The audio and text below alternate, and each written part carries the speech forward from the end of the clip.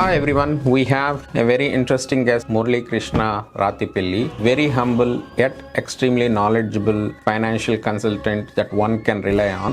కెనడాలో biggest risk or biggest wealth eater ఏది అంటే 2 ఫ్యాక్టర్స్, ట్యాక్స్ అండ్ ఇన్ఫ్లేషన్. వీటిని దాటినాకనే మీరు సేవ్ చేయగలుగుతున్నారు.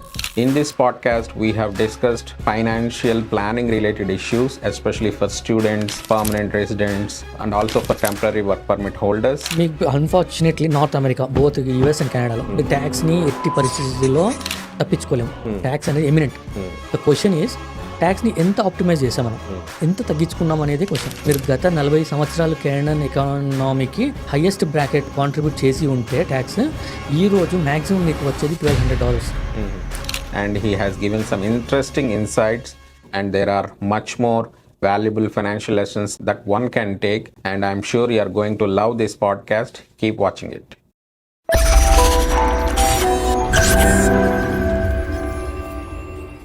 యా మురళి, ఇప్పుడు నువ్వు కెనడాకి వచ్చి ఒక 10 years అవుతుంది, స్టూడెంట్గా వచ్చావు. ఇప్పుడు సక్సెస్ఫుల్ ఫైనాన్షియల్ కన్సల్టెంట్గా ఉన్నావు.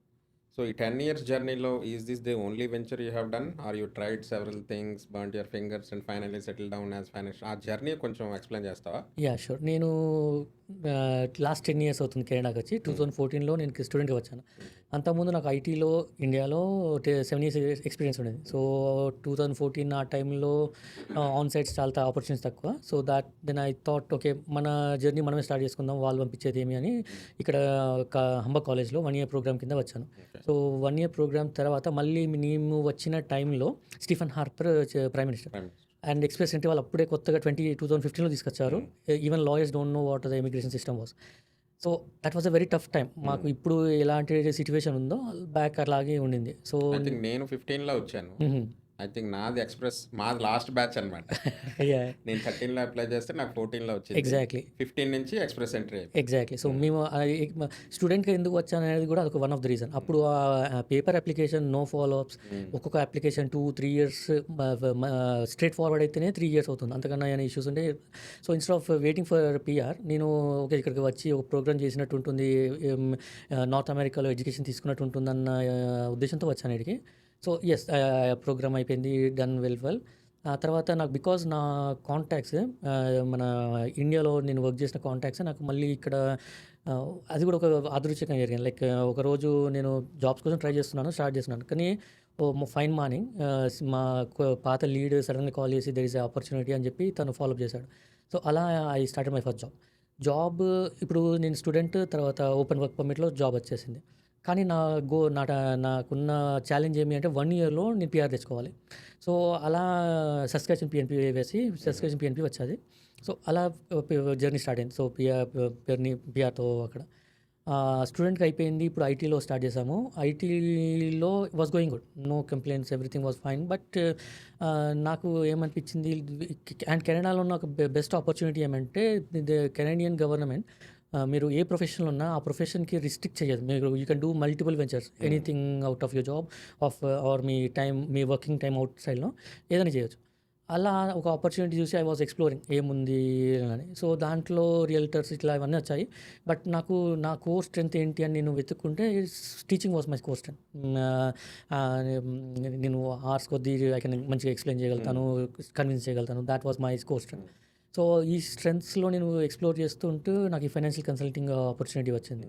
So and directly that was my first opportunity, and this was in close to end of pandemic తర్వాత ఆపర్చునిటీ.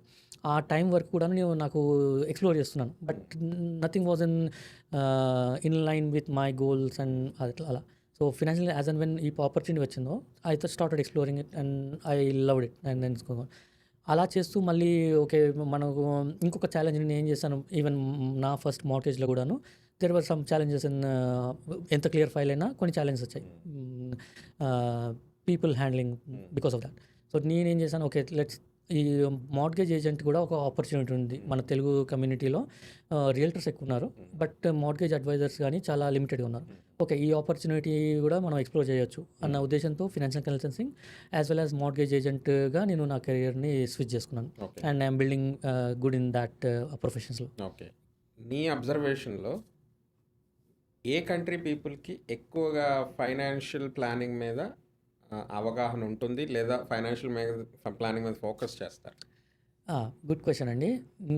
మన ఇండియన్ కమ్యూనిటీలో చూస్తే మార్వాడి కమ్యూనిటీ వాళ్ళకు వాళ్ళు ఎప్పుడూను వాళ్ళు డాక్టర్స్ అవ్వండి, ఇంజినీర్స్ అవ్వండి, ఏది చూసినాను వాళ్ళ మైండ్ సెట్‌లో ఆల్టర్‌నేట్‌గా ఏదో ఒక బిజినెస్ చేయాలి ఆర్ ఫినాన్సెస్ దగ్గర జాగ్రత్తగా ఉండాలి అన్న మైండ్ సెట్ ఉంటుంది. హ్మ్. తర్వాత మన ఇంగ్లీష్ కమ్యూనిటీస్‌లలో చూసుకుంటే జ్యూస్ వాళ్ళు నంబర్ 1 ఆంత్రప్రెన్యూర్‌షిప్స్‌లో గానీ, బిజినెస్ ఫినాన్సెస్ మేనేజ్ చేయడంలో గానీ. ఇక్కడ డిఫరెన్స్ ఏమి అంటే ఛాలెంజ్ మనం ఇండియాలో నేర్చుకున్నాం. మన పేరెంట్స్ మనకు నేర్పారు. అండ్ వాళ్ళు నేర్పింది ఇండియన్ ఫినాన్షియల్ సిస్టమ్‌కి ఆర్ మన బ్యాక్ హోమ్ సిస్టమ్‌కి సరిపోతుంది. కాకుంటే కెనడియన్ ఫినాన్షియల్ సిస్టమ్‌కి వచ్చేటప్పటికి చాలా డిఫరెంట్‌గా ఉంటుంది. ఇక్కడ రూల్స్ వేరు, ఇక్కడ సిస్టమ్ వేరు, ఇక్కడ ఉన్న ఆపర్చునిటీస్ చాలా తక్కువ. అంటే ఫర్ ఎగ్జాంపుల్ మీరు ఇండియాలో ట్యాక్స్ సేవింగ్స్ తీసుకున్నారనుకోండి, ఏటీసీ కింద చాలా ప్లెంటీ ఆఫ్ ఆప్షన్స్ ఉంటాయి. మీరు ఫస్ట్ టైం మీరు ఇల్లు కొనుక్కున్నారు ఆర్ హెచ్ఆర్ఏ కింద కూడా అలవెన్సెస్ అవి మీరు కడుతున్న ఇంట్రెస్ట్‌కి కూడా ఎగ్జామ్షన్ ఇస్తారు. ఇది మీ ప్రైమరీ రెసిడెంట్. కానీ కెనడాలో అలా కాదు. So their system is different. So కానీ మరి ఈ నాలెడ్జ్‌ని ఎక్కడ నేర్చుకోవాలి? ఇదంతా కూడాను కెనడా.ca.లో ఉన్నాయి. కానీ మనం టైం ఇన్వెస్ట్ చేసి దానిలో ఎక్స్‌ప్లోర్ చేస్తే కానీ మనకి ఇన్ఫర్మేషన్ తెలియదు. అండ్ అది కూడాను మల్టిపుల్ పేజెస్‌ని మనం ఎక్స్‌ప్లోర్ చేయాలి. మనం ఒకటి అనుకుంటాము, అక్కడ నుంచి మల్టిపుల్ పేజెస్‌ని ఎక్స్‌ప్లోర్ చేయాలి. సో ఆ గ్యాప్‌ని మేము ఫిల్ చేస్తున్నాం. సో మేము క్లయింట్స్‌కి ఎడ్యుకేట్ చేసి అక్కడ వాళ్ళ గ్యాప్స్‌ని ఐడెంటిఫై చేసి అప్పుడు మాత్రమే సొల్యూషన్స్ సజెస్ట్ చేస్తూ ఉంటాం.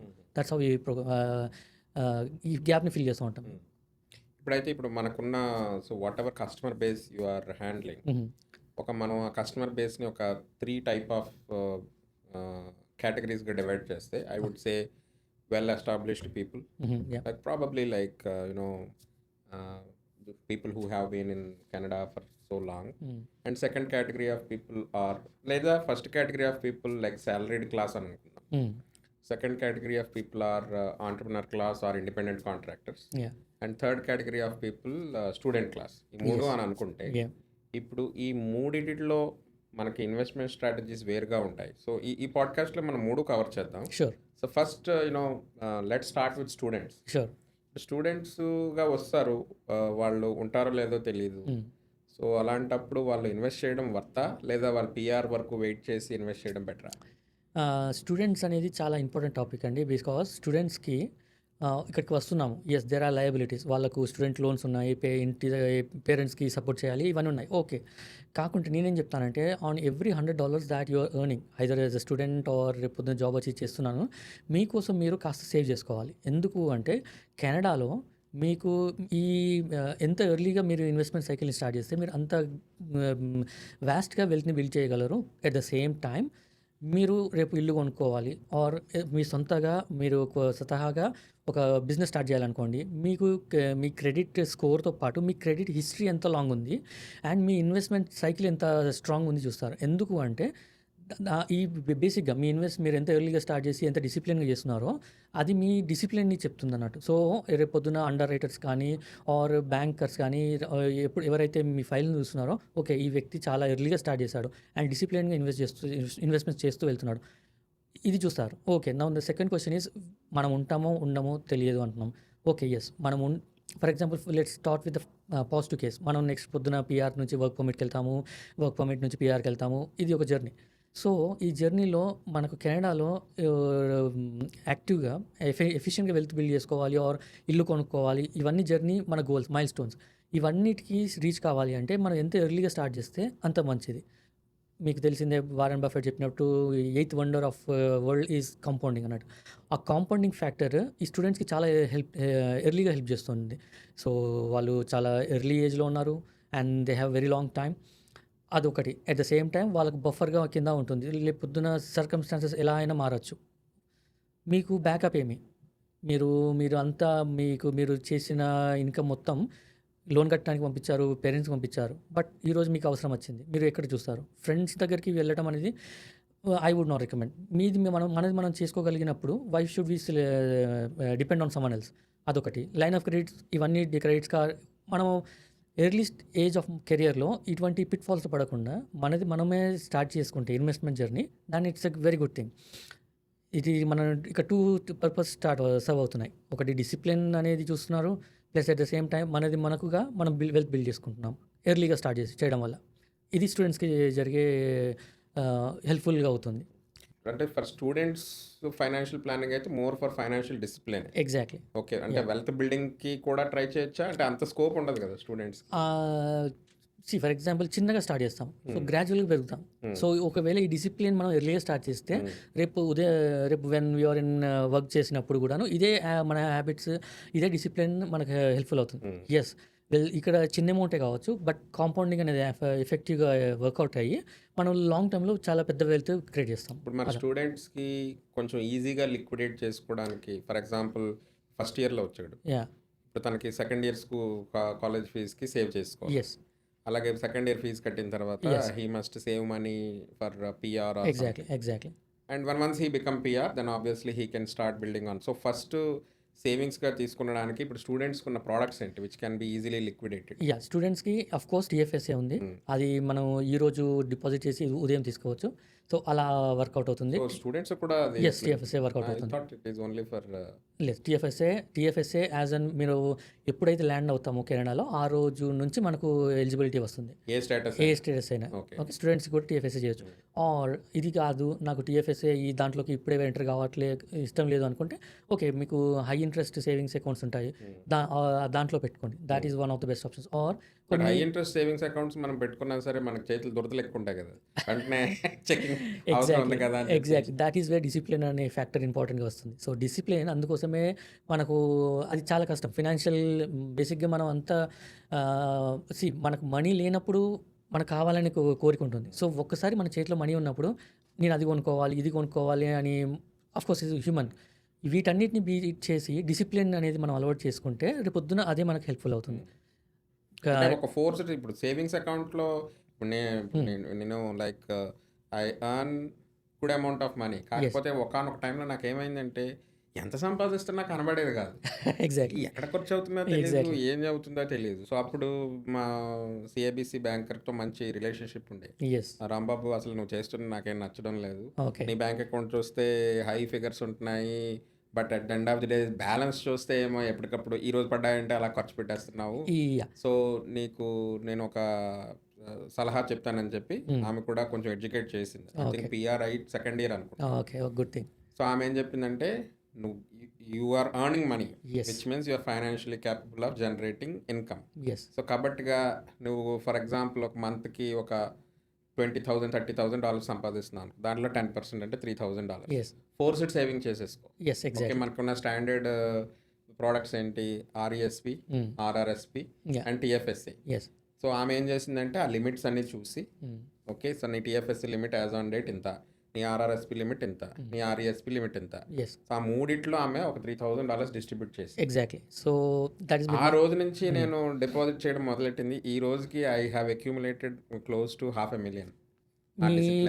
నేను చెప్తున్న పాయింట్ని మీరు వ్యాలిడేట్ చేస్తున్నారు ఎగ్జాక్ట్గా. బికాస్ డిసిప్లిన్ అనేది ఒక్కసారి స్టార్ట్ అవుతే మనకు అది చిన్నగా స్టార్ట్ చేస్తాం, కానీ లాంగ్ టర్మ్ ఇంపాక్ట్ చాలా పెద్దగా ఉంటుంది. దట్ ఈస్ వాట్ మీరు ఎగ్జాక్ట్లీ మీరు ప్రూవ్ చేస్తున్నారు. దట్ ఈస్ అండ్ ఇంకొకటి అయితే ఇక్కడ నేను ఈ పాయింట్ ఎందుకు చెప్పాల్సి వచ్చిందంటే, సేవింగ్స్ అకౌంట్లో పెట్టుంటే నాకు డిసిప్లిన్ ఉండదు, ఎందుకంటే మనకి చేతులు ఎప్పుడు దురదగా ఉంటాయి. Exactly, exactly. సో నేనైతే సేవింగ్స్ సజెస్ట్ చేయాలి. ఓకే, ఇంకొకటి ఏమి అంటే కోర్స్ స్టూడెంట్స్కి ఎఫ్హెచ్ఎస్సి కూడా ఓపెన్ చేసుకొని దాంట్లో కూడా పెట్టుకోవచ్చు. Because they are making some money and మళ్ళీ ఎఫ్హెచ్ఎస్లో పెడితే మీకు ట్యాక్స్ సేవింగ్స్ కూడా వస్తుంది. ఎట్ ద సేమ్ టైం మీరు ఎఫ్హెచ్ఎస్ఏలో రూమ్ మొత్తం బిడ్ చేయాల్సిన అవసరం లేదు. అట్లీస్ట్ మీరు ఇప్పుడు కాంట్రిబ్యూట్ చేస్తే మీకు నెక్స్ట్ ఇయర్కి క్యారీ ఫార్వర్డ్ అవుతుంది. సో అలా మీకు రూమ్ అనేది అక్యుములేట్ అయ్యి మీకు వెన్ యూ స్టార్ట్ వర్కింగ్ మీకు గుడ్ అమౌంట్ ఆఫ్ రూమ్ ఉంటుంది. సో నేను రికమెండ్ చేసేది ఏమంటే ఎఫ్హెచ్ఎస్ఏ, టిఎఫ్ఎస్ఏ ఈ రెండు. What about GIC? అది కూడా మంచి ఆప్షన్. అది మంచి ఆప్షనే, కాకుండా మీరు జిఐసి ఎక్కడ పెడుతున్నారు దాంట్లో of course nominal interest rate వస్తుంది, of course lock in period ఉంటుంది. మీరు జిఐసి అనేది టూల్, ఈ టిఎఫ్ఎస్ఏ అండ్ ఎఫ్హెచ్ఎస్ఏ అనేవి వెహికల్స్. సో ఈ టూల్స్ని మీరు ఈ వెహికల్స్లో ఈ టూల్స్ పెట్టుకుంటారు. సో టిఎఫ్ఎస్ఏలోనే మీరు జేఏసీ కింద అలా పెట్టుకోవచ్చు. నేనేం చెప్తానంటే ట్రేడింగ్ ఇప్పుడే స్టార్ట్ చేయకండి, బికాస్ మీరు అన్లెస్ మీరు ఒక సొఫిస్టికేటెడ్ నాలెడ్జ్ నేర్చుకొని మీకు టైం ఉంటే, మీకు టెక్నికల్ అనాలిసిస్ చేయగలిగే కెపాసిటీ నేర్చుకున్న రోజు then you can try with small amounts. But స్టూడెంట్స్కి కెనడాలో ఉన్న స్టూడెంట్స్కి I would not recommend trading unless you have sophisticated knowledge. So దాని బదులు మీరు ఈ టిఎఫ్ఎస్ఏలో, ఎఫ్హెచ్ఎస్ఏలో పెట్టుకున్నారనుకోండి, లాంగ్ టర్మ్‌లో మీకు మంచి వెల్త్ బిల్డ్ అవుతుంది. సో అయితే కెనడాలో ఉన్న స్టూడెంట్స్ హ్మ్. ఒక ఫైనాన్షియల్ డిసిప్లిన్ అది సెట్ చేసుకోవాలనుకుంటే probably they can start with TFSA. Exactly. వాళ్ళ సిఆర్ఏ లిమిట్స్ చెక్ చేసుకొని టీఎఫ్ఎస్ఏ యెస్. చేయొచ్చు. రెండు they can explore FHSA. Yes. Exactly. FHSA FHSA first time home savers account. Okay, FHSA explore చేయొచ్చు. Third GIC is a tool కదా, ఈ రెండే ఈ రెండే. యాహ్! ఈ రెండే యాహ్! మళ్ళీ ఈ 2 కాకుండా ఆప్షన్ ఏమి అంటే non savings registered account, non normal registered. Savings account exactly. Where you yeah! Get. So it is like students focus చేయాల్సింది ఓన్లీ ఫైనాన్షియల్ డిసిప్లిన్ మీద. Exactly. మరి గ్రీడీ ఎగ్జాక్ట్లీ. గ్రీడీ కాకుండా డిసిప్లిన్‌ని మనం కల్టివేట్ చేసుకోవాలి. ఆ డిసిప్లిన్‌ని మనం కల్టివేట్ చేసుకుంటే దాని లాంగ్ టర్మ్‌లో మీకు హెల్ప్‌ఫుల్ అవుతుంది. యా, నేను ఒక I think 5 years, not 5 years, I think 4-5 years back TikTok వీడియోలో ఒక అబ్బాయి చూసాడు. He came as a student, Okay. పేరు గుర్తు రావడం లేదు. But he was motivating all students to go for wealth సింపుల్లో ఇన్వెస్ట్ చేయండి, అది చేయండి, ఇది చేయండి, ఇది చేయండి అని చెప్పి.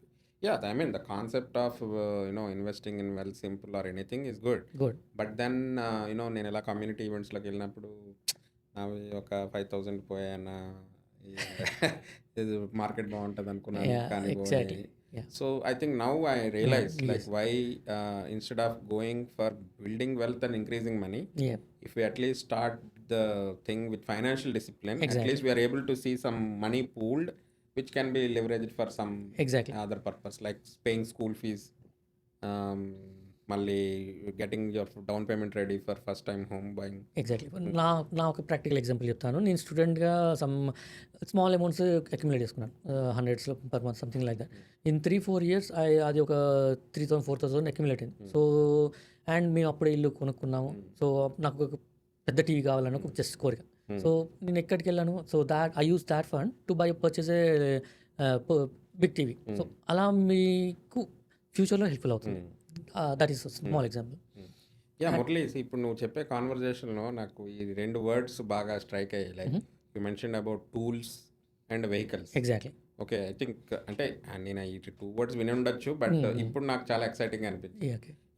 ఈ టూల్స్ అంటే ఏంటి, వెహికల్స్ అంటే ఏంటి, ఒక లేమన్ టర్మ్లో అయితే హౌ యూ కెన్ ఎక్స్ప్లెయిన్? బేసిక్గా వెహికల్స్ ఎందుకు అంటాము అంటే అవి మనం ఒక గోల్ నుంచి ఇంకో గోల్కి తీసుకెళ్ళేవి వెహికల్స్ అంటాం. సో ఈ వెహికల్లో నాకు ఏసీ కార్ ఉండొచ్చు, నాకు నార్మల్ కార్ ఉండొచ్చు.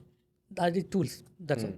సో మనకు కెనడాలో వెల్త్ బిల్డింగ్లో వెహికల్స్ ఏమి, ఈ non registered and registered funds. Registered ఫండ్స్లో టీఎఫ్ఎస్ఏ, ఎఫ్హెచ్ఎస్ఏ, ఆర్ఆర్ఎస్పి, ఇవి బేసిక్గా ఇవి మనకు వెహికల్స్. ఈ వెహికల్స్ ఎలా హెల్ప్ చేస్తున్నాయి మనకు వెల్త్ బిల్డ్ చేయడానికి?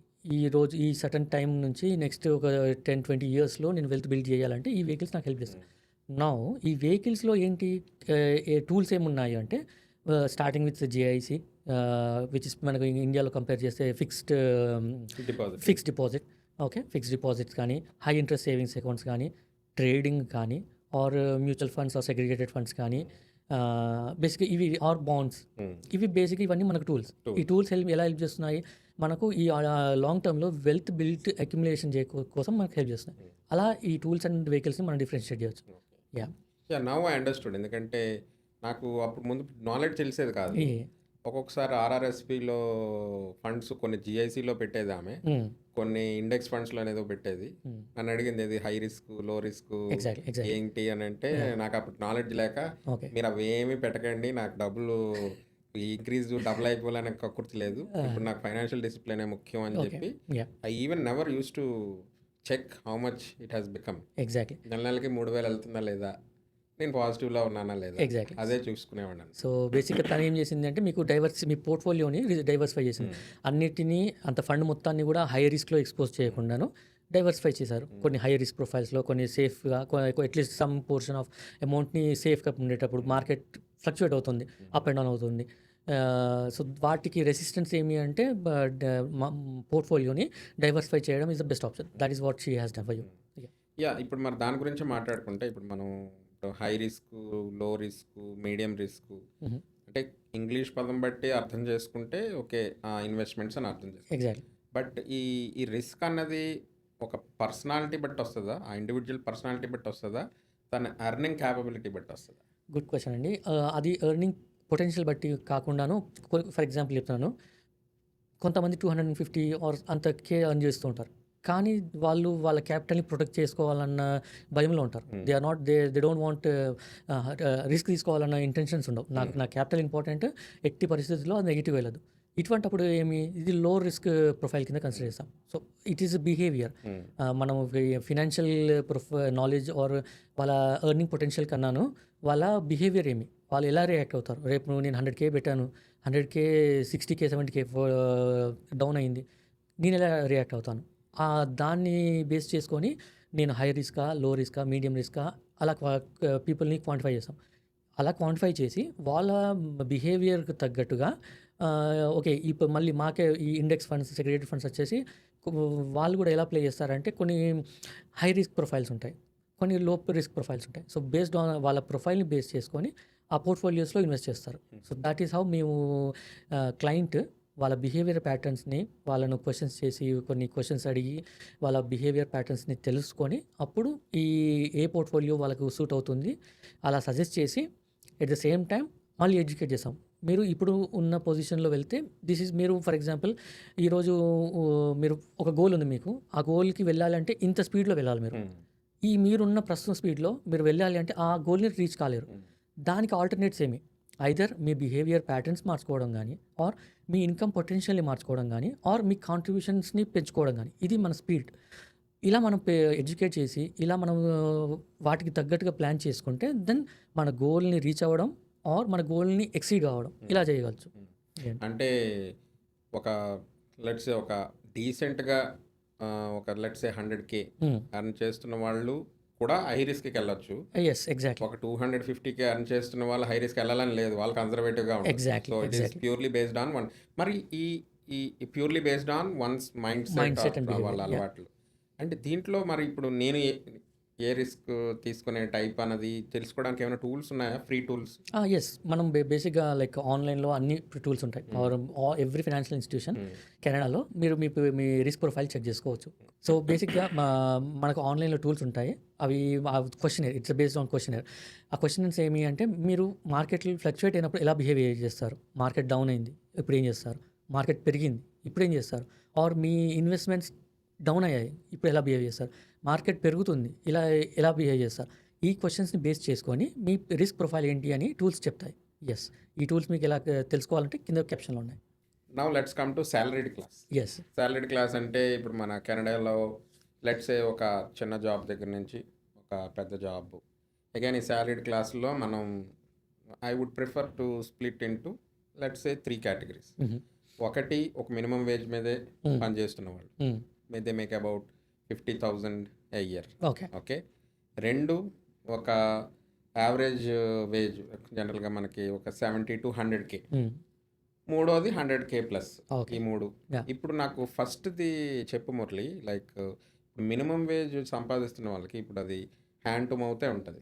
మినిమం వేజ్ ఏం కర్మ, మినిమం వేజ్ కానీ మీడియం వేజ్ కానీ ఈ హై వేజ్, మీడియం వేజ్ వరకు, high wage okay, hand to మౌతే ఉంటుంది. మరి వీళ్ళు ఎలాంటి ఇన్వెస్ట్మెంట్స్ సేవ్ చేసుకుంటే, ఎలాంటి ఇన్వెస్ట్మెంట్స్ మీద ఫోకస్ చేస్తే బెటర్, వాళ్ళ ఫైనాన్షియల్ ప్లానింగ్ ఎలా ఉంటుంది? గుడ్ క్వశ్చన్ అండి. మీరు ఇందాక ఒక మాట అన్నారు, దానికి దగ్గరికి చెప్తున్నాను.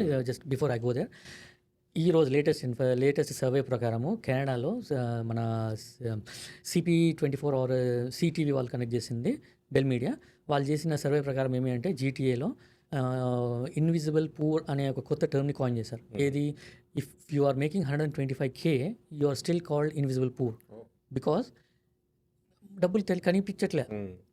డిసిప్లిన్ కానీ ఈ రోజున్న ఇన్ఫ్లేషన్కి కానీ మీరు ఎంత సేవ్ చేసినాను, inflation is eating away your potential.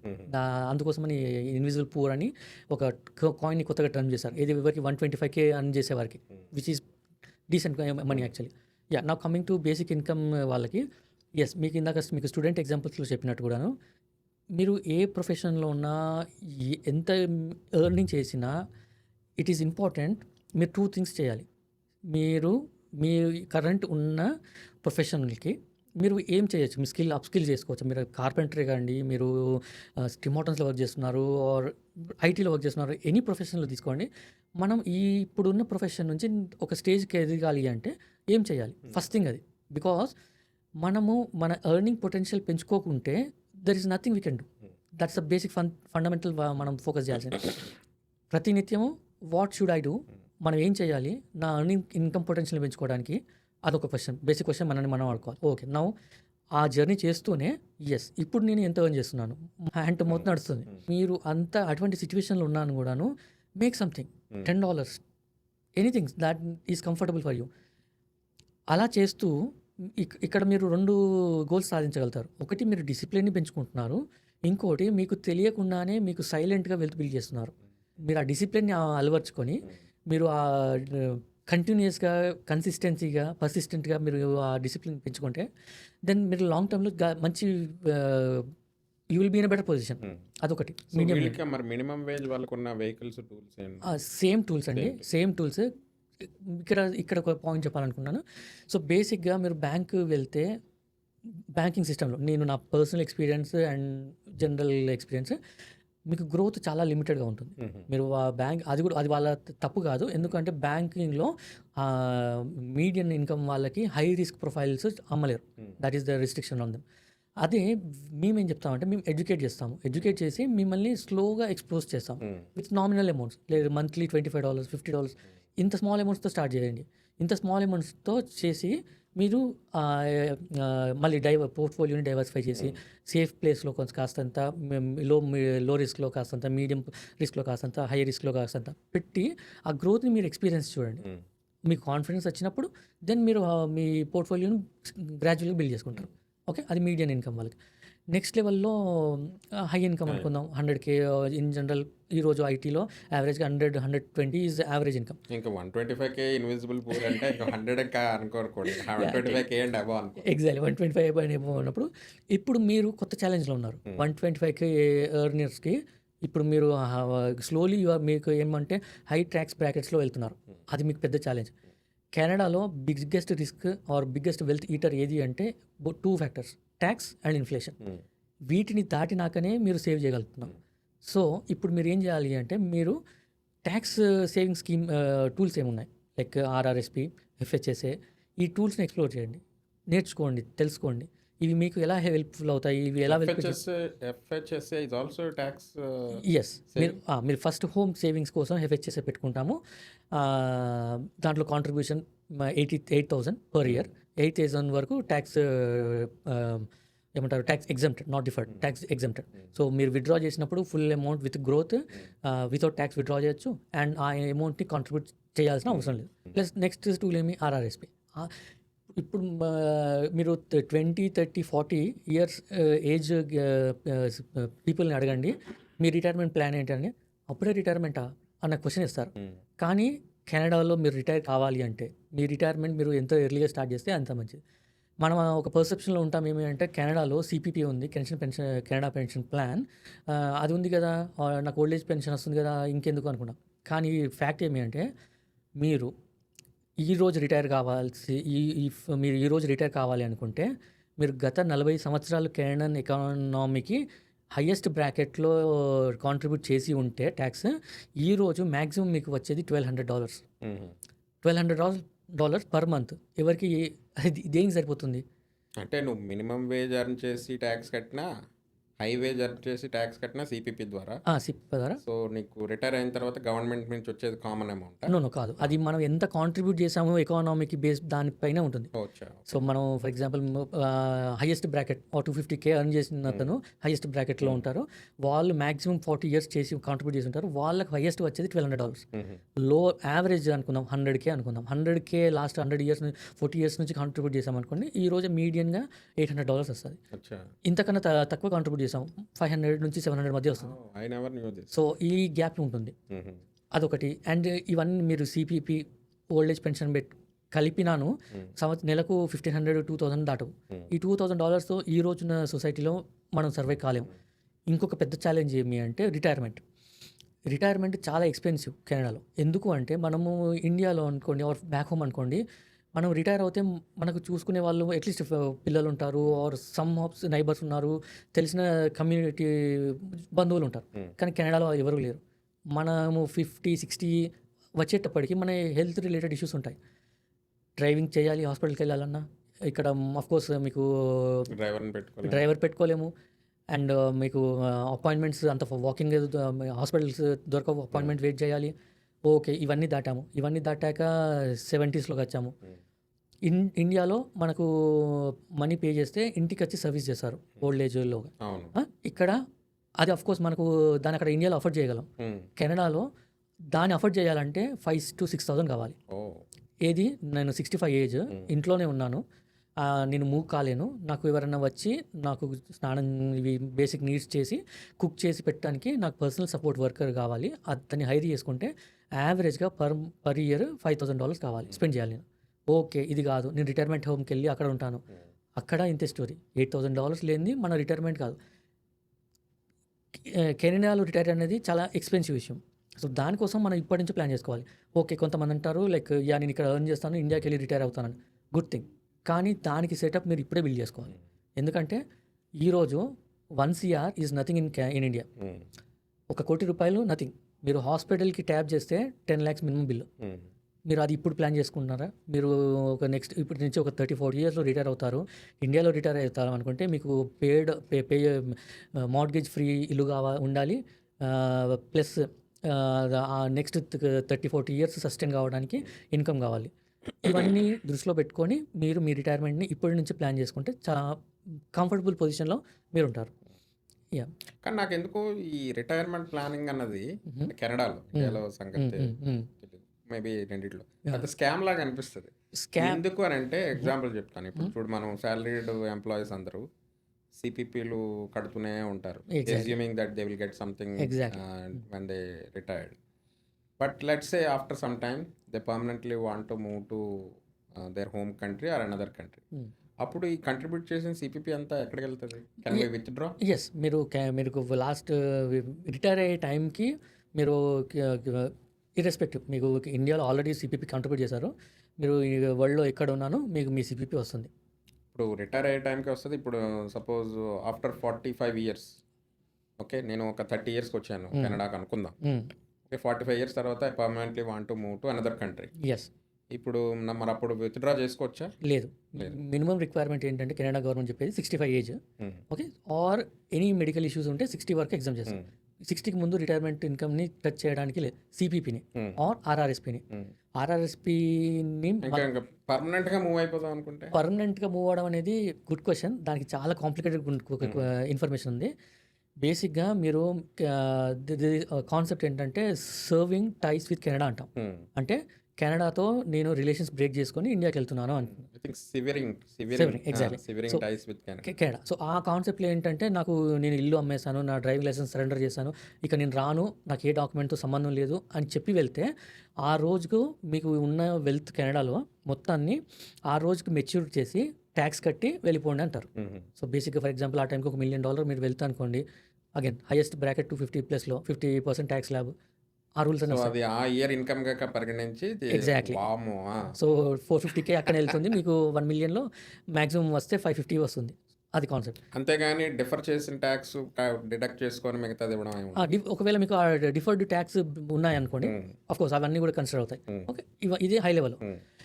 So next thing ఏంటంటే, ఓకే, నేను అప్పుడప్పుడు విజిటర్గా వస్తాను, నేను నా ఇల్లు ఉంది, నేను సేల్ చేయను, నా డ్రైవింగ్ లైసెన్స్ ఉంది, ఉంచుకుంటాను, కానీ నేను నా క్వాలిటీ టైంని నేను ఇండియాలో స్పెండ్ చేస్తాను, అప్పుడప్పుడు కెనడాకి వచ్చి వెళ్తానంటే ఇట్స్ ఓకే, నో ఇష్యూస్. మీరు అది బేసిక్గా కెనడాలో ఉన్నట్టుగానే కన్సిడర్ చేస్తుంది కెనడా గవర్నమెంట్. సో మీ సిపిపి మీకు ఏదైతే రిటైర్మెంట్స్ ఉన్నాయో ఆ బెనిఫిట్స్ అన్నీ వస్తాయి. మీరు ఇర్రెస్పెక్టివ్ ఆఫ్ మీరు వరల్డ్లో ఎక్కడున్నా ఇండియాలో అయితే ఇప్పుడు విత్డ్రా చేసుకోవాలి. ఈ 65కి ముందు మాత్రం లేదు. అదండి. మరి అలాగ అనుకుంటే ఇప్పుడు అంటే in this fast moving world the probability of one getting attached to Canada till the age of 65 is నా అభిప్రాయం ప్రకారం లెస్ ఉంటుంది. ఓకే, సో నాకే ఇప్పుడే చాలా సాచురేషన్ వచ్చేసింది, ఇదేంటర్ బాబు ఈ క్లైమేట్ నేను హ్యాండిల్ చేయడం. సో అలాగప్పుడు ఈ ఆర్ఆర్ఎస్పి అన్నది, అందుకని చెప్పాను ఆర్ఆర్ఎస్పి అనేది పెద్ద స్కామ్ లాగా అనిపిస్తుంది నాకు. ఎందుకంటే టెంపరీగా ఇప్పుడు ట్యాక్స్ సేవ్ చేసుకుందాం అని చెప్పి మనం ఇప్పుడు తీసేసుకుంటాం, కానీ we're only delaying the tax exactly instead of saving the tax. Exactly. So అక్కడ మాలాంటి ప్రొఫెషనల్స్తో మీకు పని ఉంటుంది. బికాస్ మాతో కూర్చున్నప్పుడు మేము ఏం చేయగలుగుతామంటే, ఓకే, ఇంకొకటి ఏంటంటే మీరు ఆలోచించాల్సింది లెగసీ. హ్మ్. ఓకే. లెగసీ ఏమి అంటే మనం బేసిక్గా మన ఇండియన్ మైండ్ సెట్కి ఏంటంటే నేను ఎర్న్ చేస్తున్నాను గుడ్, నా పిల్లలకి నేను ఏం వదులుతున్నాను. ఓకే, అది ఒక ఇంపార్టెంట్ ఫ్యాక్టర్. ఇండియాలో నేను నా పిల్లల పేరు మీద ఇల్లు కొంటాను, ఇన్వెస్ట్మెంట్స్ చేస్తాను, ఇవన్నీ ప్రస్తుతానికి ఐ హ్యావ్ అనదర్. వస్తాను. సో అదంతా చేయొచ్చు. ఓకే, కానీ ఇక్కడ ఆప్షన్స్ తక్కువ. సో నేనేం చేస్తానంటే ఒక రిటైర్మెంట్ ఫండ్కి మీరు ఆర్ఆర్ఎస్పీలో కాంట్రిబ్యూట్ చేయండి. ఇప్పుడు ట్యాక్స్ డిఫర్ తీసుకోండి. ఓకే, కానీ మీరు ఎప్పుడైతే రిటైర్ అవుతారో అప్పుడు మైట్ బి మీకు 100K కావచ్చు, మీకు ఖర్చులకు 100K మీరు పర్ ఇయర్ విత్డ్రా చేయవచ్చు. మీరు ఆల్రెడీ ట్యాక్స్ కట్టారు ఈ లాస్ట్ 40 yearsలో. ఇప్పుడు మీరు ట్యాక్స్ కట్టకుండా ఏం చేయాలంటే ఆర్ఆర్ఎస్పీ నుండి చాలా తక్కువ అమౌంట్ విత్డ్రా చేయండి. Let's say as of today 12,000 15,000కి ట్యాక్స్, బిలో 15,000 ట్యాక్స్ లేదు. ఓకే, సో అలా అండ్ వైఫ్ అండ్ హస్బెండ్ ఉన్నారు, మీ పేరు మీద ఆర్ఆర్ఎస్పీ నుంచి 15,000 విత్డ్రా చేయండి, మీ స్పౌస్ పేరు మీద 15,000 విత్డ్రా చేయండి. అది ఎప్పుడైనా చేసుకోవచ్చా లేదంటే రిటైర్మెంట్. ఓకే. సో ఇప్పుడు ట్యాక్స్ మీరు కట్టలేదు. ఓకే, మీ ఆర్ఆర్ఎస్పీలో మీరు ఇంకా కట్టలేదు, మీ టీఎఫ్ఎస్ఏ విత్డ్రా చేస్తున్నారు, టీఎఫ్ఎస్ఏలో కూడా మీరు వెల్త్ బిల్ చేశారు, టీఎఫ్ఎస్ఏ నో ట్యాక్స్, అలా నుంచి ఎంత విత్డ్రా చేసినా ట్యాక్స్ లేదు. సో దాంట్లో నుండి పర్ ఇయర్ 50K విత్డ్రా చేద్దాం. ఓకే, సో 50 ఇక్కడ 80 అయింది, ఇంకొక 20K మీకు CPP and old age pensions వస్తాయి. సో 100K మీకు రీచ్ అయ్యారు. సో ఇలా ప్లాన్ చేసుకుంటే మీరు ట్యాక్స్ కట్టాల్సిన అవసరం లేదు. ఓకే, మీరు ఓన్లీ ఆర్ఆర్ఎస్పీ మీదనే డిపెండ్ అవుతాయి. ప్రాపర్గా ప్లాన్ చేసుకోకపోతే మీరు అన్నట్టుగా మీరు ఇప్పుడు ట్యాక్స్ ఎగ్జామ్షన్ తీసుకుంటున్నారేమో, కానీ మళ్ళీ రిటైర్మెంట్లో మీరు ట్యాక్స్ మళ్ళీ కట్టాల్సి ఉంటుంది. కానీ అంటే ఇప్పుడు చాలా ఇప్పుడు నేను I think I'm investing close to 50,000-60,000 RRSP yearly. Yes, ఇప్పుడు అలాగనుకుంటే ఇప్పుడు నాకు అవి అవసరానికి పనికిరావు. ఎస్, ఒక రిటైర్మెంట్ టైంలోనే ఉండాలి. ఎగ్జాక్ట్లీ. ఇప్పుడు రిటైర్మెంట్ టైం కల్లా నేను కెనడాలో ఉంటానో లేదో తెలియదు, ఎస్, వేరే కంట్రీలో అసలు ఉంటానో లేదో తెలియదు. ఎస్. సో అలాంటప్పుడు మనం పోనీ ఏదైనా ఎమర్జెన్సీ అవసరం వచ్చిందంటే దాన్ని విత్డ్రా చేయలేము. ఓకే, సో విత్డ్రా చేసినా సరే వాళ్ళు ఈ ట్యాక్స్లన్నీ వసూలు చేసుకొని ఇంకా విత్డ్రా చేస్తారు. అందుకని చెప్పి నాకు కొంచెం అందరూ మంచి మంచి ప్రోడక్ట్ అంటారు, కానీ నాకు ఎందుకో కరెక్టే. మీకు unfortunately north America both US and కెనడాలో మీరు ట్యాక్స్ని ఎట్టి పరిస్థితుల్లో ఏమంటాము తప్పించుకోలేము. ట్యాక్స్ అనేది ఎమినెంట్. ద క్వశ్చన్ ఈజ్ ట్యాక్స్ని ఎంత ఆప్టిమైజ్ చేసాం మనం, ఎంత తగ్గించుకున్నాం అనేది క్వశ్చన్. ఓకే, అక్కడ ఆ ఫ్యాక్టర్ మీద మనం ఫోకస్ చేస్తే RRSP is the very good tool element. Okay, and ఇందాక మీకు చెప్పినట్టు కరెక్ట్గా ప్లాన్ చేసుకుంటే అది కూడా మనం ఎగ్జామ్ చేయొచ్చు. ఓకే, అదొకటి. మీరు అన్నట్టు మనము లాంగ్ టర్మ్లో చూస్తున్నాం. మన జనరల్గా జనాలు ఏం చేస్తున్నారంటే షార్ట్ టర్మ్ని ఓవర్ ఎగ్జాజరేట్ చేసి లాంగ్ టర్మ్ని అండర్ ఎస్టిమేట్ చేస్తున్నాం. So that is the challenge. So long టర్మ్లో మనం ఎక్కడ ఉన్నా ట్యాక్స్ ఎఫిషియెంట్గా మన డబ్బు మనకు పనికొచ్చేలా ప్లాన్ చేసుకుంటే ఈ టూల్స్ని ఎఫెక్టివ్గా వాడుకోవచ్చు. ఓకే, ఈ ఆర్ఆర్ఎస్పీ ఇది బిజినెస్ ఓనర్సా, మీరు సెల్ఫ్ ఎంప్లాయిడా, మీరు ఎంప్లాయర్సా, డస్ నాట్ మ్యాటర్. మీరు ఎంత ఎఫెక్టివ్గా ఎఫెక్టివ్గా ప్లాన్ చేసుకున్నారు అండ్ మీకు ఎవరు హెల్ప్ చేస్తున్నారు, ఇవన్నీ మ్యాటర్ అవుతాయి. అటు ఆ గ్యాప్ని ఫిల్ చేయడానికి మా లాంటి వాళ్ళు మీకు హెల్ప్ఫుల్ అవుతారు. ఓకే, అదొకటి. మీరు ట్యాక్స్ ఇందాక చెప్పినట్టు ట్యాక్స్ని మనము తప్పించుకోలేము, ఇంకా చాలా ఉన్నాయి మనకు కెనడాలో అన్ఫార్చునేట్లీ. బట్ చిన్న చిన్న స్టెప్స్ మనల్ని లాంగ్ టర్మ్లో హెల్ప్ చేస్తాయి. దాంట్లో ఒక టూల్ ఆర్ఆర్ఎస్పీ. ఇప్పుడు ఈ రిజిస్టర్డ్ ఫండ్స్ తీసుకుంటే ఆర్ఆర్ఎస్పీ, టీఎఫ్ఎస్ఏ, ఆర్ఈఎస్పీ ఎస్ ఒక ఆర్డర్లో పెట్టాలంటే ఫ్రమ్ ఆర్ఓఐ పర్స్పెక్టివ్ ఎస్ ఏది ఏ ఆర్డర్ పెడతాం? ఓకే, ఆర్ఈఎస్పీ వచ్చేసి కిడ్స్కి మాత్రమే. బేసిక్గా మనం ఓనర్, కిడ్ వచ్చేసి బెనిఫిషియరీ. ఓకే, అది ఓన్లీ ఎడ్యుకేషన్కి వాడుకోవచ్చు. మళ్ళీ ఎడ్యుకేషన్ కాకుండా వేరే దానికి పుల్ చేస్తే అది మనకు ట్యాక్సిబుల్ ఇన్కమ్ అవుతుంది. ఓకే, అదొక పక్క పెడదాం. ఆర్ఆర్ఎస్పీ, టీఎఫ్ఎస్ఏ నేనేం చెప్తానంటే మీరు first tax of course tax save చేసుకోవాలి. ఫస్ట్ ట్యాక్స్ ఆర్ఆర్ఎస్పీలో కాంట్రిబ్యూట్ చేసుకోండి. తర్వాత అండ్ మీ గోల్ ఎలా ఉండాలి అంటే టీఎఫ్ఎస్ఏ ఇస్ వెరీ బ్యూటిఫుల్ టూల్. ఎందుకంటే లాంగ్ టర్మ్లో మీకు అది చాలా పెద్దగా పనిచేస్తుంది. ఎందుకంటే మనకు long term tax free amount ఎప్పుడంటే అప్పుడు విత్డ్రా చేయొచ్చు కాబట్టి, రిటైర్మెంట్లో కూడా ఎఫిషియెంట్గా వాడుకోవచ్చు. కాబట్టి మీ రూమ్ ఎంత ఉందో అంత రూమ్ టీఎఫ్ఎస్ఏని ఫిల్ చేసుకోండి. ఓకే, ఫర్ ఎగ్జాంపుల్ ఇంకొక విషయం చెప్తాను. ఇప్పుడు మనం ట్యాక్స్ సీజన్ అయిపోయింది కెనడాలో అండ్ ఎంతో కొంత మీకు ఐటీ రిటర్న్స్ వచ్చి ఉంటాయి. దాన్ని ఏం చేసి ఉంటాం మనం, అది కూడా క్వశ్చన్. సో కొంతమంది రిఫండ్, చాలామంది దాన్ని ఆల్రెడీ లేపేసి ఉంటారు లగ్జరీస్కి వాటికి. కానీ నేనేం చెప్తానంటే దాన్ని రిఫండ్ అనేది మన డబ్బు. దాన్ని నన్ను అడిగితే నేనేం చేస్తానంటే నేను ఒక $500 సంథింగ్ నాకు సెల్ఫ్ ట్రీట్ చేస్తాను. అంటే ఫుడ్ కానీ కొత్త బట్టలు something I will spend on me. Okay, ఇంకొక certain portion I will try to invest on me in skills. ఏదో కోర్స్ తీసుకోవడం కానీ ఏదైనా సర్టిఫికేషన్ చేయడం కానీ అలా చేస్తాను. మిగతాదంతా మనం మళ్ళీ టీఎఫ్ఎస్ఏ ఆర్ ఆర్ఆర్ఎస్పీలో పుష్ చేస్తాను. బికాజ్ నాకు ప్రతి పెన్నీ ఇంపార్టెంట్. నేనేం చెప్తానంటే ఫస్ట్ ఆర్ఆర్ఎస్పీ. ఎందుకు అంటే నేను నా కిడ్కి వెళ్ళే కన్నా ముందు, బికాస్ కిడ్కి ఇంకా ఒక చిన్న ఆప్షన్ ఉంది. తను ఓసాప్కి వెళ్ళచ్చు, బట్ అది కూడా మళ్ళీ సబ్జెక్టెడ్. బికాజ్ మన ఇన్కమ్ లెవెల్ బట్టి అది ఎలిజిబిలిటీ వస్తుందా లేదా అనేది క్వశ్చన్. ఓకే అదొకటి. ఫస్ట్ నా రిటైర్మెంట్ నేను ప్లాన్ చేసుకుంటే అట్లీస్ట్ ఇక్కడ అమౌంట్ గ్రో అవుతుంది. నా రిటైర్మెంట్కి నా కిడ్ చేతికి వచ్చి తన ఎడ్యుకేషన్ టైంకి వచ్చేటప్పటికి ఫస్ట్ కేసులో ఆర్ఆర్ఎస్పీ అయినా వాడుకోవచ్చు. ఓకే, అదొక ఆప్షన్. ఓకే, అది తర్వాత వచ్చేసి నేను టీఎఫ్ఎస్ఏ చెప్తాను. ఎందుకంటే మళ్ళీ సేమ్ రిటైర్మెంట్ గోల్ కాబట్టి, ఎందుకంటే నేను ఎప్పుడంటే అప్పుడు విత్డ్రా చేయొచ్చు కాబట్టి. అది తర్వాత వచ్చేసి నాకు ఇంకా క్యాష్ మిగులుతుంది, విచ్ ఈజ్ ఇంపార్టెంట్ బేసికల్లీ. కాకుంటే ఆర్ఈఎస్పీకి వెళ్తాను. ఎందుకు అంటే అన్ఫార్చునేట్లీగా కెనడాలో హై స్కూల్ వరకు ఫ్రీ. కానీ ఒక్కసారి హై స్కూల్ నుంచి యూనివర్సిటీకి హయ్యర్ ఎడ్యుకేషన్కి వెళ్ళేటప్పటికి ఫీజు చాలా డ్రాస్టిక్గా మారుతుంది. As of today per year కెనడాలో అయితే 25,000 to 30,000 పర్ ఇయర్ అవుతుంది. అదే మీకు మీ కిడ్ ఇంకా డాక్టర్ ఆర్ లాయర్ ఈ ప్రొఫెషన్లు చూస్ చేసుకుంటే ఇవి హై ఇంటెన్స్ క్యాపిటల్ కావాల్సి ఉంటుంది. అండ్ ఇంకా మళ్ళీ మీరు మీ కిడ్ యూఎస్లోకి వెళ్ళి ఇవి టాప్ కాలేజ్లో చదవాలి అనుకుంటే అక్కడ per year $50,000 that which is a huge amount. So that is the reason మీరు ఇప్పటి నుంచి ఇవన్నీ ప్లాన్ చేసుకుంటే మీకు అవి హెల్ప్ఫుల్గా అవుతుంది. Okay, so first thing is RRSP, TFSA, RESP. Again as a అందరికీ సూట్ కాకపోవచ్చు, బట్ అట్లీస్ట్ ఈ ఆర్డర్లో మనం వెళ్తే ఇస్ గుడ్ థింగ్. యాక్చువల్గా ఇప్పుడు నువ్వు చెప్తుంటే నాకు ఇప్పుడు అదే గుర్తొచ్చింది. ఇప్పుడు మా బాబుకి కూడా సేమ్ ఇప్పుడు యూనివర్సిటీకి వెళ్తున్నాడు. కెనడాలో చదువుకుంటే ఒక 20,000 to 30,000 మధ్యలో ఫీజు అయ్యింది. నా ఆర్ఈఎస్పీలో ఐ థింక్ మేము 2015లో వచ్చాం కాబట్టి రఫ్లీ అబౌట్ ఇద్దరికి కలిపి ఒక 50,000 అక్యూములేట్ అయింది. ఓకే, సో ఇప్పుడు వాడికి యూఎస్లో అడ్మిషన్ వచ్చింది. But I prefer to send him to US because he got in some very renowned university. అక్కడికి వెళ్ళేసరికి నాకు వాడి అకామిడేషను అన్నీ కలిపి $90,000 అయింది. $87,000 టు బి ప్రిసైజ్. ఎగ్జాక్ట్లీ. ఇప్పుడు నేనేం చేశానంటే ఇప్పుడు ఫైనాన్షియల్ స్టేట్మెంట్ పంపించాలి వాళ్ళు I-20 ఇష్యూ చేయాలంటే.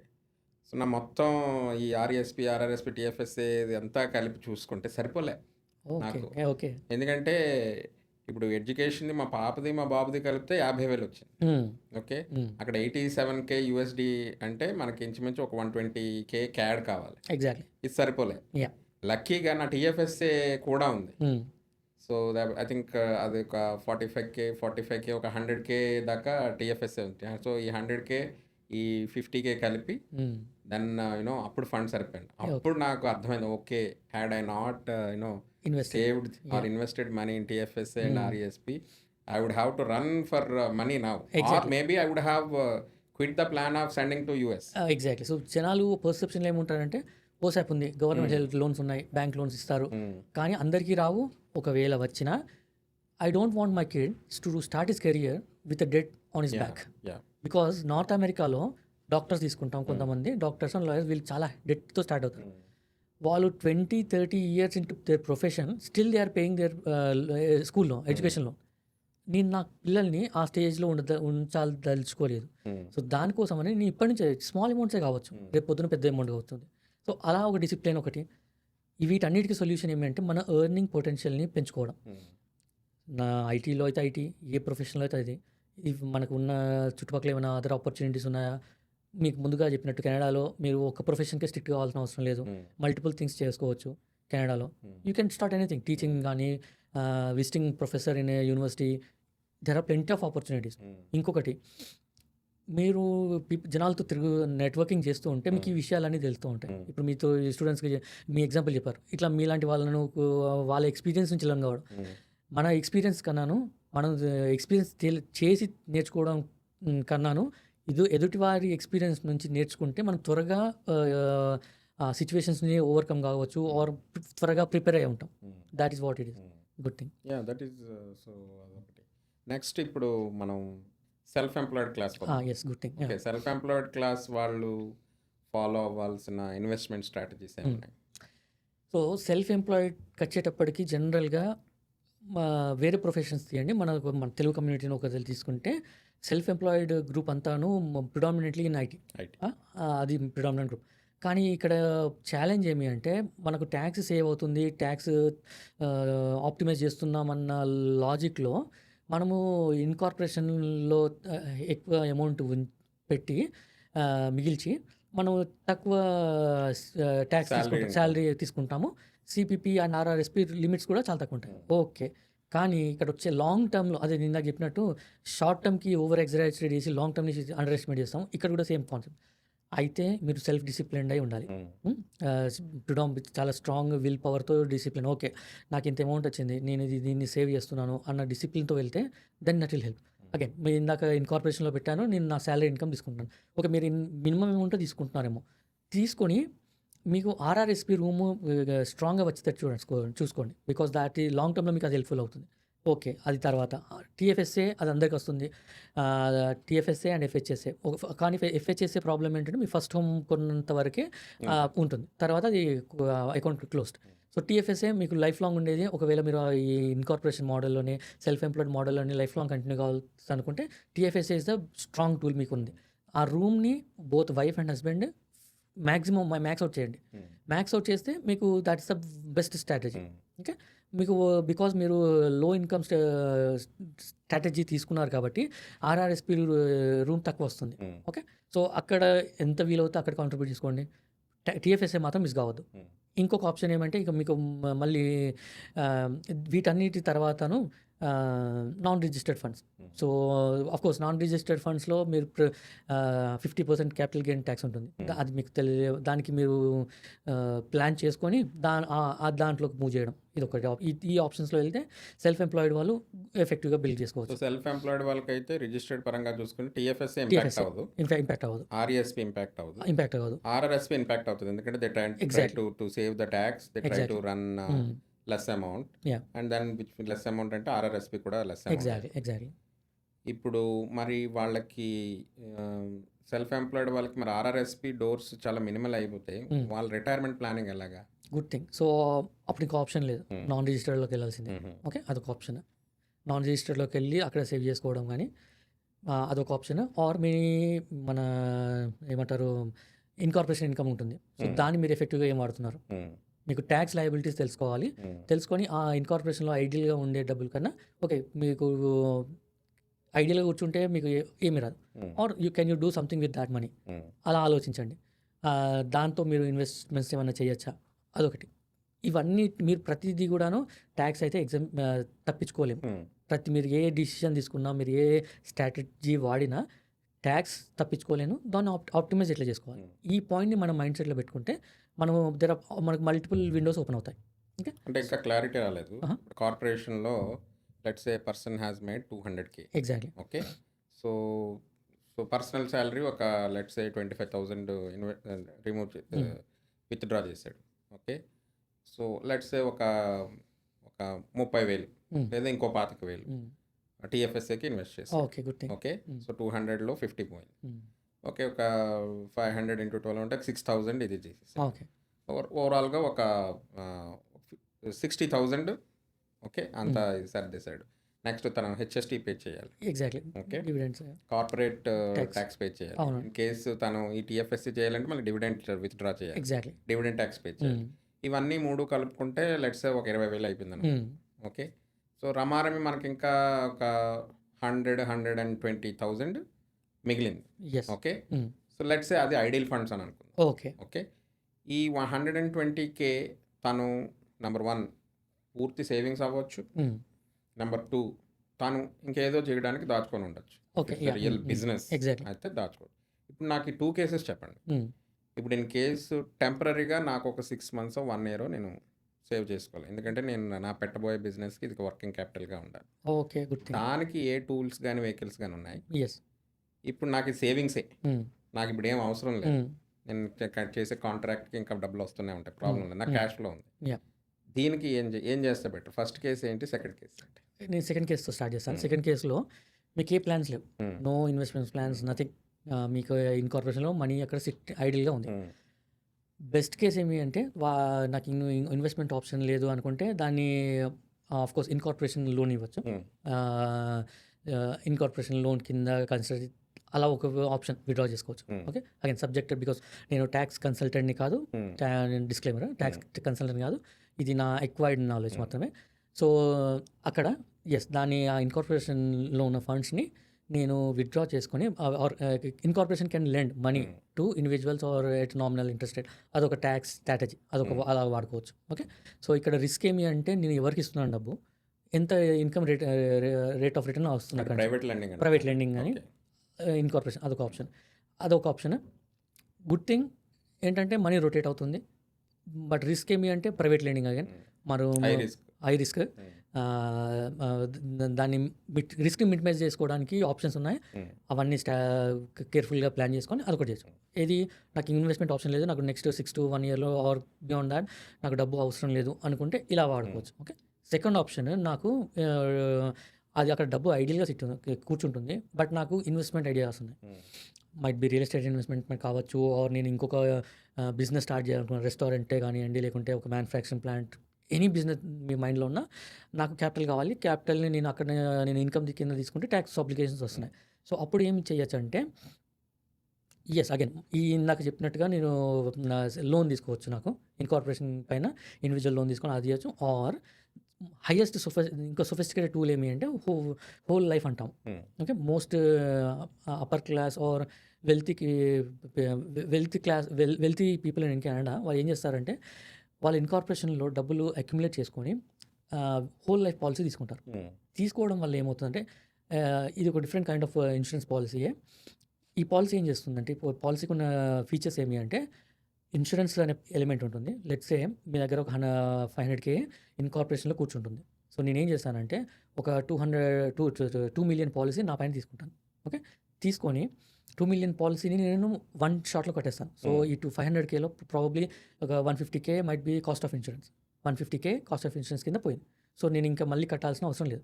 ఇప్పుడు నా దగ్గర 500K కూర్చుంటుంది, నేను నా నెట్వర్త్ని 500Kకి 2 millionకి పెంచుకున్నాను.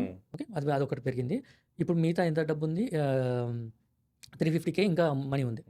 ఈ 350Kని నా ఇన్సూరెన్స్ పాలసీలో నుంచి నాకు నా సెల్ఫ్ లోన్ కింద తీసుకుంటాను. So nominal rate 4%, 5%. Now the question is ఈ 350Kని tax free money, no tax free money ఇది. ఈ డబ్బు నేను ఏం చేస్తున్నాను, ఎక్కడ ఇన్వెస్ట్ చేస్తున్నాను, రేట్ ఆఫ్ రిటర్న్ ఏంటి, ఇలా ప్లాన్ చేసుకొని ఒకవేళ ఇక్కడ ఎట్ ద సేమ్ టైం ఇంకా గుడ్ థింగ్ ఏంటంటే నాకు 5% పైన 5% ఇంట్రెస్ట్ కడుతున్నాను. ఎట్ ద సేమ్ టైం అక్కడ ఇంకా హోల్ లైఫ్లో ఉన్న మనీ స్టిల్ గ్రోయింగ్, అక్కడ గ్రోత్ వస్తుంది. ఆ గ్రోత్ వస్తుంది, ఇంట్రెస్ట్ రేట్ పోను, నాకు ఇంకా అడిషనల్గా 1-2% ఇంకా నా ప్రాఫిట్లోనే ఉంటున్నాను. మళ్ళీ లోన్ తీసుకునేది we can exactly more we can. మంచి మైండ్ సెట్ ఉండి స్ట్రాంగ్ విల్ పవర్ ఉన్న వాళ్ళైతే దీన్ని చేయొచ్చు.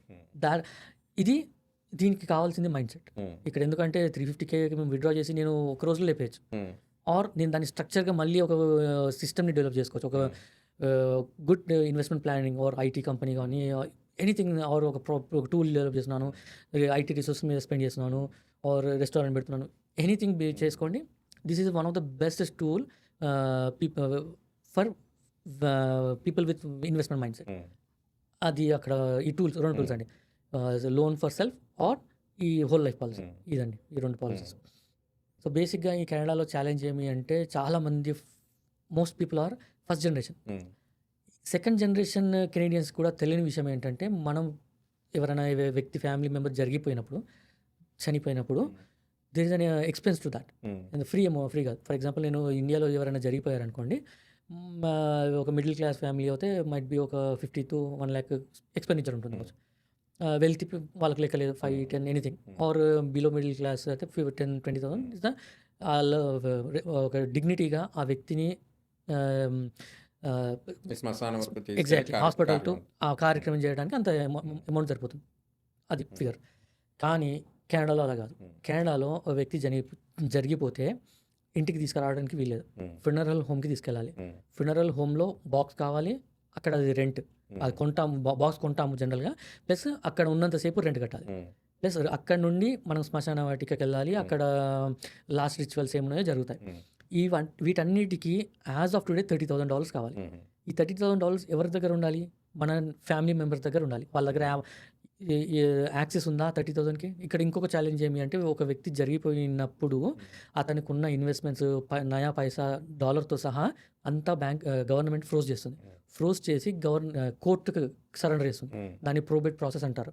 సో ఆ ప్రోబేట్ ప్రాసెస్ నుంచి ఫ్యామిలీ మెంబర్ ఒక లాయర్ని హైడ్ చేసుకొని కోర్టులో ప్రూవ్ చేసుకొని తెచ్చుకోవడానికి ఒంటారియోలో అయితే 1.5 year పడుతుంది.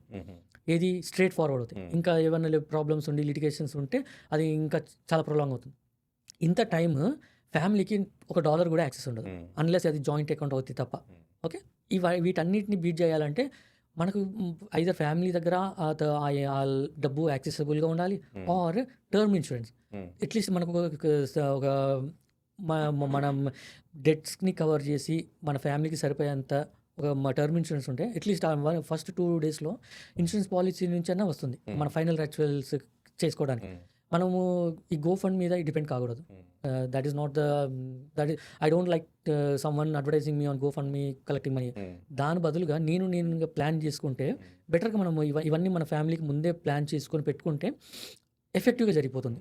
ఇప్పుడు తీసుకునే టర్మ్ ఇన్సూరెన్స్లో వాళ్ళు సేమ్ డే ఈ ఫ్యూనరల్ ఎక్స్పెన్సెస్ ఇవ్వగలిగిన టర్మ్ ఇన్సూరెన్స్ ఇస్తారు. సో బేసిక్గా ఏం జరుగుతుంది అంటే వితిన్ 24 to 48 hours అంతా కాకుండా అట్లీస్ట్ ఫ్యూనరల్ ఎక్స్పెన్సెస్కి కావాల్సినంత డబ్బున రిలీజ్ చేస్తారు, నో క్వశ్చన్స్ ఆస్క్డ్. ఓకే, తర్వాత ఈ అఫ్కోర్స్ క్లెయిమ్ ప్రాసెసింగ్ జరుగుతుంది, ఏం జరిగింది, ఇలా జరిగింది అవన్నీ.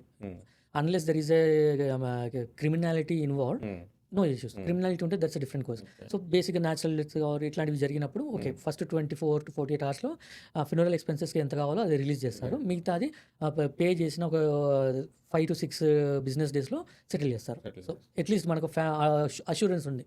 యా, సో ఈ టర్మ్ ఇన్సూరెన్స్ ఇది కాకుండా మళ్ళీ I heard about funeral insurance. Yes ఉన్నాయి. ఓకే, సో అది మీరు సజెస్ట్ చేస్తారా చేయమని?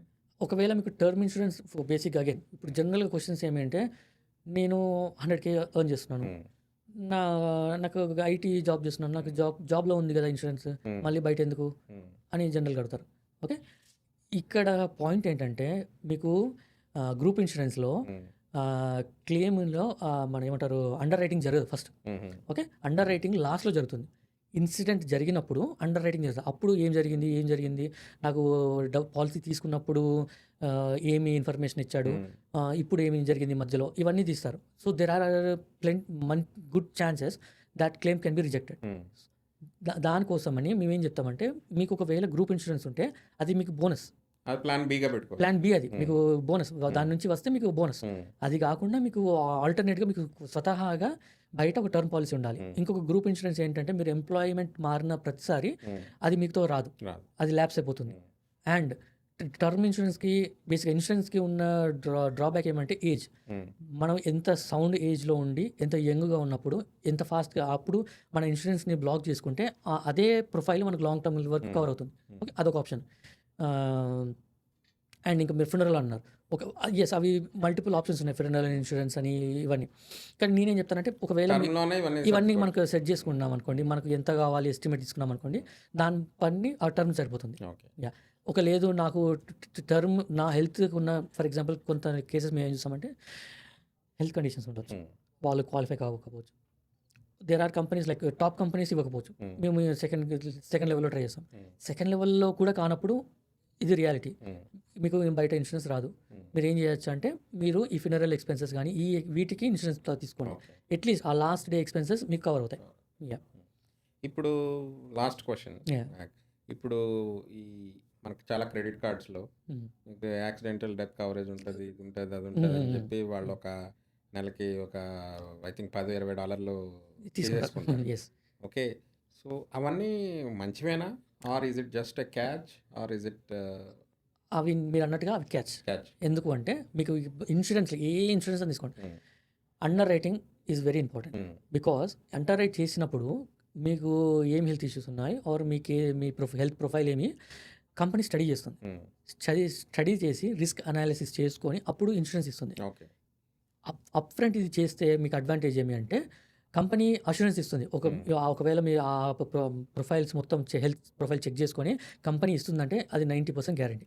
ఓకే, బికాజ్ వాళ్ళకు రిజెక్ట్ చేసే ఛాన్స్ ఆల్రెడీ వాళ్ళు వదిలిపెట్టుకున్నారు. వాళ్ళు 90% చేశారు. అండర్ రైటింగ్ చేయలేదు.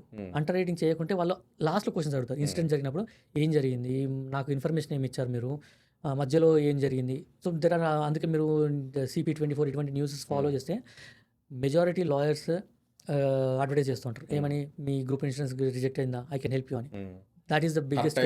Exactly that is. సో బేసిక్గా మీరు అన్నట్టు కార్ ఇన్సూరెన్స్, క్రెడిట్ కార్డులో కానీ ఇవన్నిట్లో కానీ అండర్ రైటింగ్ లేదు. సో వాళ్ళు జస్ట్ సేల్ చేస్తారు. అక్కడ వాళ్ళ బిజినెస్ సేల్ పాయింట్ ఏంటంటే 100 out of 100 ప్రాబబ్లీ 1 కేసు వస్తుంది. ఎందుకంటే అవన్నీ terms and conditions fine print ఉంటుంది. సో ఒకటే వస్తుందేమో. That is sale. క్లెయిమ్స్ ఇస్తారా? చాలా రేర్ అండి, చాలా రేర్ అండి. ఆ రెండు అగైన్ మళ్ళీ వస్తే బోనస్ తప్పించి అవి 100% వస్తాయని లేవు. నాది ఎంఎక్స్లో ఉంది, అయితే క్యాన్సిల్ చేయలేదు. యా. సో బేసిక్గా మీకు స్వతహాగా ఉంటేనే మంచిది. గ్రూప్ ఇన్సూరెన్స్ వస్తుందా, అది మీకు అడ్వాంటేజ్. యా. ఇంకేమైనా కవర్ చేద్దాం అంటే ఏదైనా బయట చేద్దాం కానీ market. Okay okay okay okay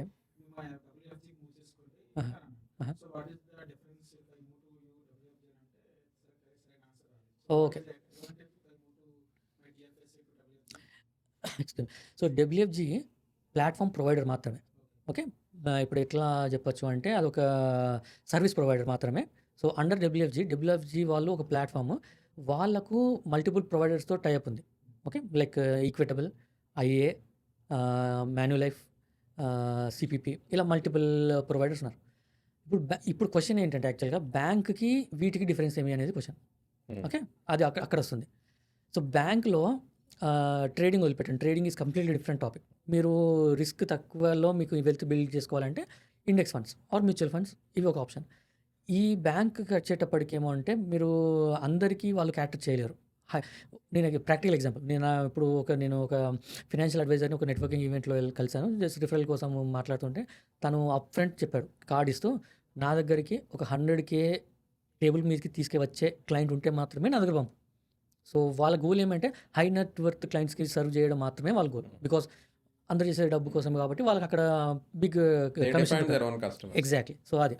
so ఎందుకు ఇవన్నీ చెప్తున్నానంటే అండర్లైన్లో ఈ మనం అడ్వైజర్స్ ఉంటారు, బ్యాంకింగ్ అడ్వైజర్స్, వాళ్ళు ఏం చేస్తారంటే వాళ్ళు వాళ్ళ ప్రొఫెషన్ని రిస్క్లో పెట్టుకోలేరు. సో అండ్ బ్యాంక్లో స్ట్రిక్ట్ నామ్స్ ఏంటంటే హై రిస్క్ టూల్స్ని ఎక్స్పోజ్ చేయొద్దు. The maximum growth A banking product can give you is 5 to 6%. అంతకు మించి ఇస్తుందంటే అది చాలా రేర్గా జరిగిన ఇన్సిడెంట్ మాత్రం. అదొకటి ఆప్షన్. ఓకే. ఇంకొకటి ఏమి అంటే వాళ్ళు యాక్టివ్గా మీ ప్రొఫైల్ని మానిటర్ చేయరు. సో ఎప్పుడు మీరు యాన్యువల్లీ వన్స్ మీకు ఉండరు. వాళ్ళు కూడా కెరియర్ అండి, వాళ్ళు కెరియర్ ముందు తీసుకొని వెళ్తారు. Because they have to take the career leader, అవన్నీ ఉంటాయి. బయట ఏజెంట్స్కి ఎస్పెషల్లీ త్రూ డబ్ల్యూఎఫ్జి ఆర్ ఫిన్కి ఏం చేసేది అంటే ఇది ఫుల్ టైం ప్రొఫెషనల్ తీసుకొని అగైన్ మళ్ళీ ఈ ఐఏ, ఈక్విటబుల్ ఇవన్నీ కొత్త ఇన్స్టిట్యూషన్స్ కాదు, 100 years ప్లస్ ఇన్స్టిట్యూషన్స్, వాళ్ళు యాక్టివ్గా మానిటర్ చేస్తూ ఉంటారు. సో అది ఒక అడ్వాంటేజ్. ఫండ్ మేనేజర్స్ యాక్టివ్గా మానిటర్ చేస్తారు. గ్రోత్ సబ్స్టాన్షియల్ గ్రోత్ ఉంటుంది బ్యాంకింగ్ కన్నా. As we speak today 10% is like expected average growth. దానికి బియాండ్ ఇస్తారు. But again compliance purpose 10 is the safe bet we can make on. అది difference. And of course మా client follow up ఉంటుంది. మేము యాన్యువల్గా ఏమంటాము, క్లయింట్ రివ్యూ చేస్తాము, ఫాలోఅప్ చేస్తాము అండ్ సజెషన్స్ చేస్తాము. ఓకే, ఇలా వెళ్తున్నావు, when you make few changes in your investment strategies, మీ గోల్ని మీరు ఫాస్ట్గా రీచ్ కావచ్చు. That is how we approach.